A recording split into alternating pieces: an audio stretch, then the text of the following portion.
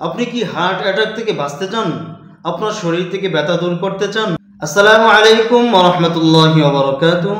প্রিয় দিনী ভাই এবং বোনেরা, বর্তমান বিশ্বের সবচেয়ে আতঙ্কিত ব্যাধির নাম হলো হার্ট অ্যাটাক। যুবক, বৃদ্ধ, নওজোয়ান সবাই আজ আতঙ্কিত হার্ট অ্যাটাকের ভয়ে।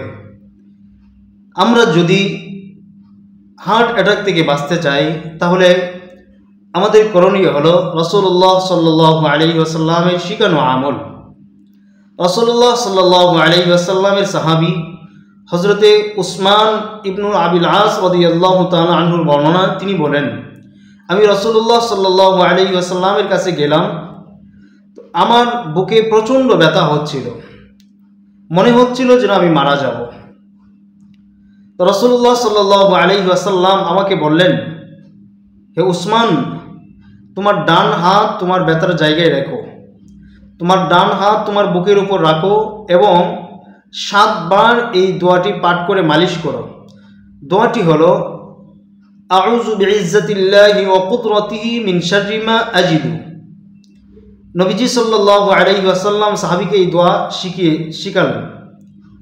উসমান বলেন, আমি যখন এই দোয়া পাঠ করে আমার ব্যথার জায়গায় মালিশ করলাম, আল্লাহ তাআলা আমার ব্যথা দূর করে দিলেন।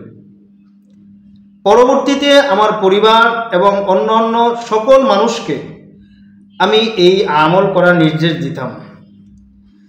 প্রিয় দিনী ভাই এবং বোনেরা, এই হাদিস থেকে আমরা জানতে পারি শরীরের যে কোনো অঙ্গে ব্যথা, হার্ট অ্যাটাকের মতো বুকে ব্যথা, সকল ব্যথা দূর করার জন্য এই আমলটি আমরা করতে পারি।